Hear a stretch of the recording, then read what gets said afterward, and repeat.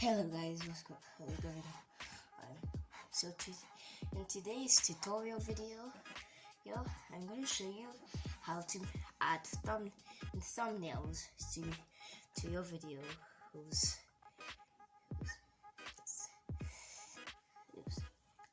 So a lot of YouTubers, you don't know how to get them.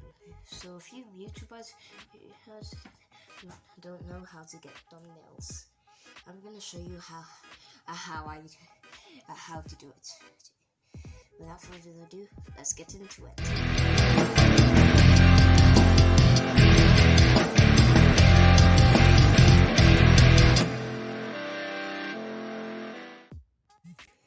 So to add the thumbnails, you choose a video in YouTube Studio.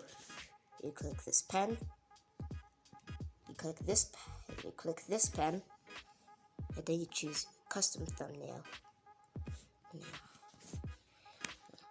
So I already have my custom thumbnail, so we put it in this video, and now let's click done. Now that I've added your thumbnail, you know how to add thumbnails to your videos. You can do this feature while your video is uploading as well. And once you've done that, click save.